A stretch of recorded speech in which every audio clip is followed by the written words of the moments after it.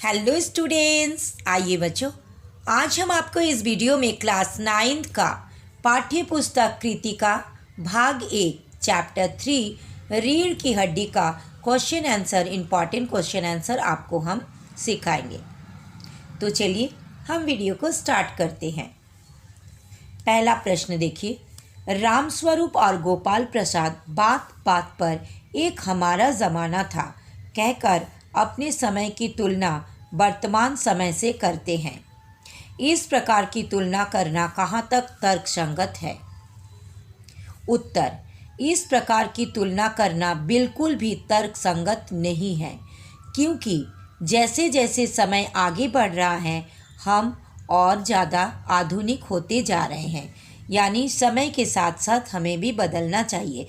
पहले ज़माने का सब कुछ अलग था, जैसे पढ़ाई लिखाई अलग था। अभी पढ़ाई लिखाई में नया परिवर्तन हुआ है। बहुत सारे स्कूल में डिजिटल बोर्ड से पढ़ाया जा रहा है।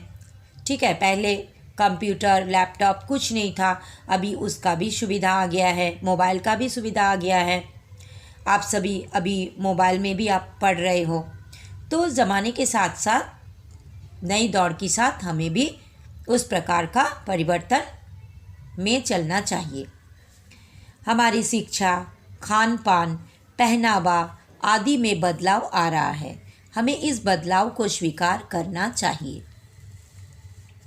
नेक्स्ट क्वेश्चन देखिए, रामस्वरूप का अपनी बेटी को उच्च शिक्षा दिलवाना और विवाह के लिए छिपाना, ये विरोधाभास उनकी किस व्यवस्था को उजागर करता है? उत्तर देखिए, रामस्वरूप की मजबूरी ये है कि आधुनिक समाज पढ़ी लिखी लड़की को पसंद करता है, किंतु जहां उन्हें विवाह करना है वो उच्च शिक्षा को पसंद नहीं करते।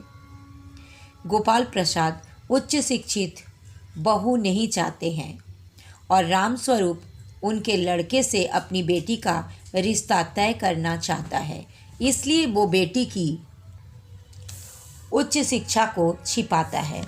वो विवशतावश ऐसा करता है, यानी उनका मजबूरी को यहाँ दर्शाता है कि अपनी बेटी को उच्च शिक्षा दिलाए हैं, लेकिन वो लड़के वाले से ये चीज़ को छिपाते हैं, क्योंकि लड़का वाला जो था वो पढ़ी लिखी लड़की को नहीं चाहते हैं। इसलिए वो अपनी मजबूरी से अपनी बेटी को उसके साथ शादी देने के लिए विवशतावश ऐसा वो करते हैं, जो कि अनुचित है। थर्ड नंबर क्वेश्चन देखिए, अपनी बेटी का रिश्ता तय करने के लिए रामस्वरूप उमा से जिस प्रकार के व्यवहार की अपेक्षा कर रहे हैं वो उचित क्यों नहीं है? उत्तर, अपनी बेटी का रिश्ता तय करने के लिए रामस्वरूप उमा से जिस प्रकार के व्यवहार की अपेक्षा कर रहे हैं वो सरासर गलत है। वे चाहते थे कि उनकी बेटी सीधी सादी, चुप रहने वाली, कम पढ़ी लिखी लगने वाली लड़की की तरह व्यवहार करे। उनका ऐसा सोचना उचित नहीं है। लड़की कोई भेड़ बकरी या मेज कुर्सी नहीं है, उसका भी दिल होता है। उसका उच्च शिक्षा पाना कोई अपराध नहीं, वो पढ़ी लिखी लड़की जैसा ही व्यवहार करेगी। नेक्स्ट क्वेश्चन देखिए, गोपाल प्रसाद विवाह को बिजनेस मानते हैं और रामस्वरूप अपनी बेटी की उच्च शिक्षा छिपाते हैं। क्या आप मानते हैं कि दोनों ही समान रूप से अपराधी हैं?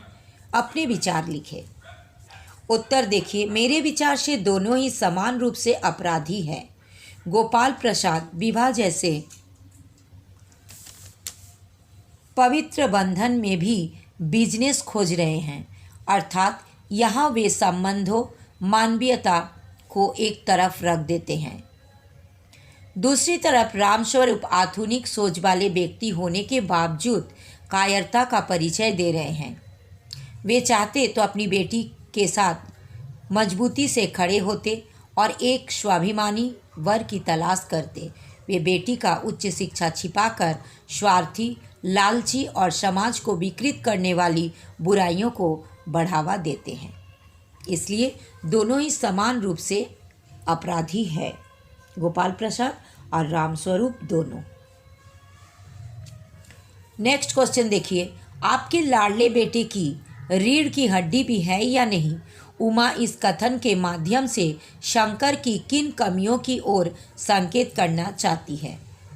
उत्तर देखिए, इस कथन के माध्यम से उमा शंकर के निम्न कमियों को की ओर संकेत करना चाहती है। पहला, फर्स्ट नंबर, शंकर का अपना कोई व्यक्तित्व नहीं है, वो केवल अपने पिता की ही सुनता है, उन्हीं के अनुसार कार्य करता है, यानी कठपुतली जैसे।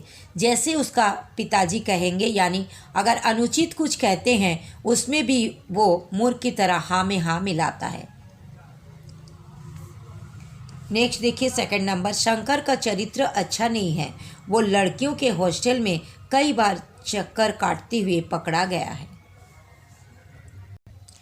नेक्स्ट क्वेश्चन देखिए, शंकर जैसे लड़के या उमा जैसी लड़की समाज को कैसे व्यक्तित्व की जरूरत है? तर्क सहित उत्तर दे।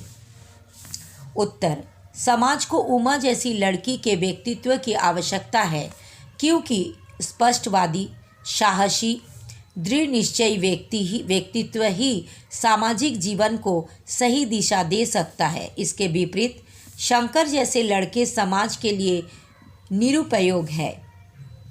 शंकर जैसे व्यक्ति समाज को कोई दिशा नहीं प्रदान कर सकते हैं। नेक्स्ट देखिए, 7 नंबर क्वेश्चन, रीढ़ की हड्डी शीर्षक की सार्थकता स्पष्ट करें। उत्तर है, पाठ का नाम रीढ़ की हड्डी पूर्णतः सार्थक एवं सटीक है, क्योंकि रीढ़ की हड्डी शरीर का अभिन्न और अनिवार्य हिस्सा होती है। यदि रीढ़ की हड्डी ना हो तो व्यक्ति कमज़ोर कहलाता है। पाठ में भी शंकर एक कमज़ोर व्यक्तित्व वाला व्यक्ति है, जो स्वयं निर्णय लेने में कमज़ोर है। वो अपने बल पर कुछ करने की क्षमता ही नहीं रखता है। नेक्स्ट क्वेश्चन देखिए, 8 नंबर में, इस एकांकी का क्या उद्देश्य है? आंसर देखिए, रीढ़ की हड्डी एकांकी का उद्देश्य है समाज के लोगों की दोहरी मानसिकता सबके सामने लाना, लड़कियों के विवाह में आने वाली समस्याओं की ओर समाज का ध्यान खींचना तथा युवाओं द्वारा अपनी शिक्षा और चरित्र की मजबूती का ध्यान ना रखना।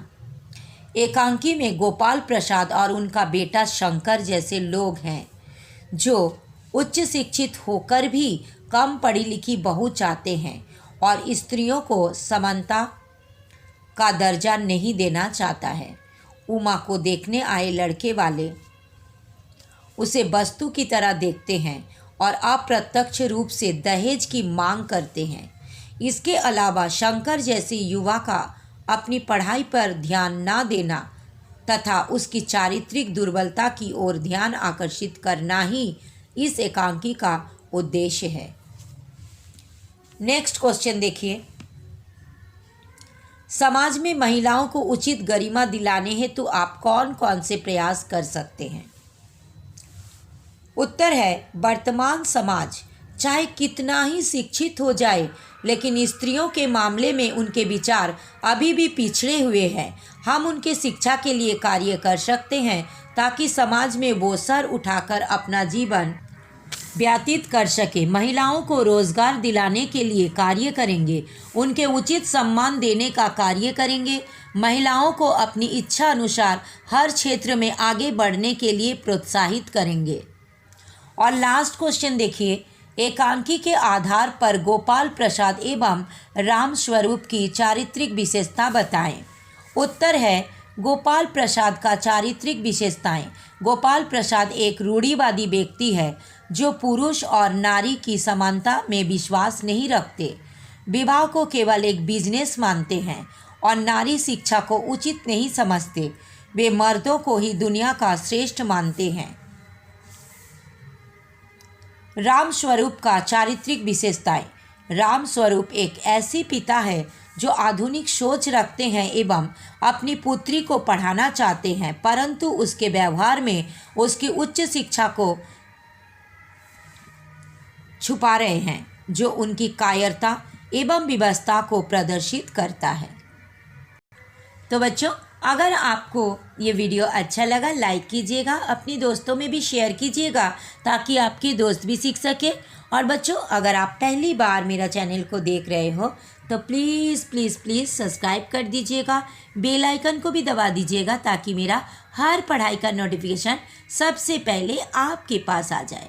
तो फिर मिलते हैं नेक्स्ट वीडियो में। Thank you so much. Bye bye.